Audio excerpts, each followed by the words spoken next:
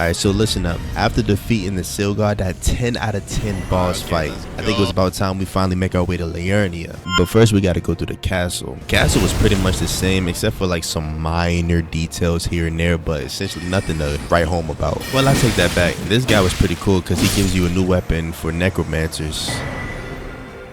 It has a pretty cool special, but when I used it, it's not that crazy because all it does is just build up death blight, and the majority of the enemies are not even affected by death blight really, so it's kind of useless. Also, I find it amusing that I've become like an ultimate preparer for fights now, because back in like the original game and like my first playthrough, I would just run in there. I wouldn't put no incantations. I wouldn't even have incantations. Like I would just go in there ready to swing my sword and roll. Now Godrick, he wasn't bad at all, but he was actually tankier than I expected. I expected to like do crazy amounts of damage, but he actually held his own up a little bit more than I was expecting him to, so I gotta give him props for that. But nonetheless, it was still not enough for, you know, the Great Slave. Psych actually died. Pretty disappointing. I think there was a couple things that was changed, but honestly I couldn't really tell you. All I know is he did some moves a little bit faster than normal. With Godrick now defeated, now it's time to finally head our way to Liurnia so we can go fight Rennala. Then we can respect whenever. So if we get like a cool new weapon, I can just respect and I can use it. Oh, I can't wait. After doing some exploration, we stumbled upon this little guy, and oh my goodness, look at the damage.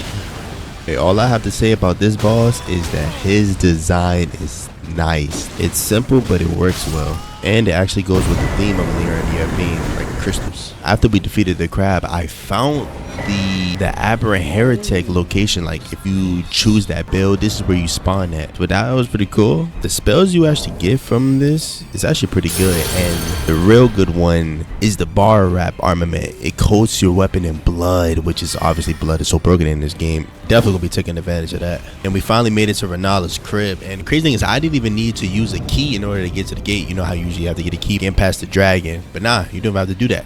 And then for inside the academy, they somehow, I don't know how you even code this, but they maybe there's some easy coding, but they forced, you know, the ginormous wheel, they forced it to not move automatically, and you actually have to force it to move. So you got to go all the way down to a wheel, and then you got to push it so it can start moving again, so you can get up. But before we go up, do you remember the kidnappers that was down on the floor on the ground, the very bottom? Those, they're gone now, and it's a teleporter that takes you to the volcano manor.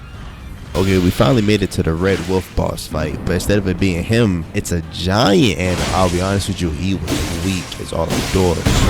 I had to get a little disrespectful teabag in there. It was too perfect not to. He gave me a faint relic remnant, which is not bad for when I want to switch builds and I can switch to a different property boost. Now this guy got packed up as well. Hey, you see the trend here? I'm too strong for these kids. I'm too powerful. The mod has made me overpowered. I'm not overpowered whatsoever. But against these beginning guys, I guess like yeah, the early game / mid game enemies, they're still nothing to me because I've leveled up so much through the unorthodox progression in this mod. Okay, now we made it to the good stuff. They've pretty much added a whole new little extra side piece, like a little side area to the academy. Like he added buildings, and it's like a whole different spot that you gotta explore, face enemies and go through, and it's like, oh, I see, this is the stuff that I love. Like it just gives me the vibe of a whole new experience, especially when you haven't played the game in a while. So you come back and you start thinking to yourself, wait, is this actually part of the game or is this like the mod? Unfortunately though, there wasn't no good loot, unless at least I didn't find any good loot. Seems like the main purpose of this area was like just a cool little extra exploration spot, and obviously to get the library key that you need to open up the door.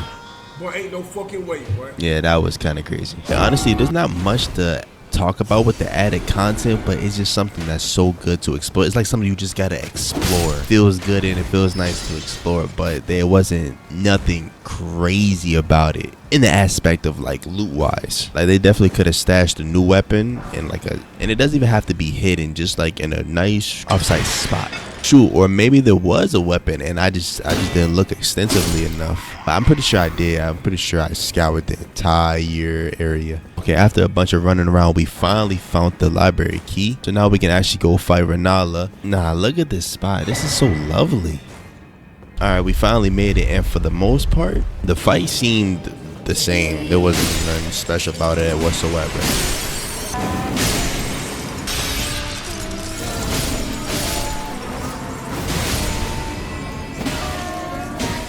Yeah, same with the second phase. It wasn't much she did different or anything at all. But at the same time, I kind of killed her too fast to even see if she had anything else or anything new else to offer. And can I just say that I love this special move, but I hate the fact that I can never get the second attack off because I'll always end up somehow getting interrupted.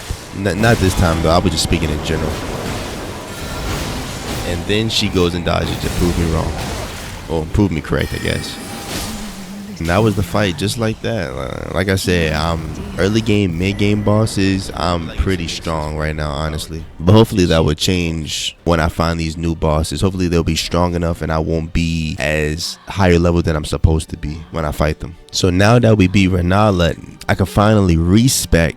And whenever we find a new weapon that I want to try out and use, I can just go to her respec because I don't gotta find the lava tears. You can just buy them from the twin maidens. So whenever there's a new weapon I want to use and I just want to try it out, switch my build, switch my stats, I can just try out the new weapon now. So low-key what I'm thinking is pretty much like every fight or so I might switch the weapon, but that might be too much because I'll have to find a lot of sombers to keep upgrading them. Alright, well, we'll figure it out. It's whatever. Alright, well, that's going to be the end of the vid. I know it was a little quick one, but that's because we was going against bosses we've already fought plenty of times over and over again, so it wasn't much to show. Hey, but next episode, we should be going to Ranni's castle, and hopefully there's going to be some new bosses there, I assume, because there's no way we're going to be going against Loretta again, right? And also, that's where the last Servant of Rot rune is.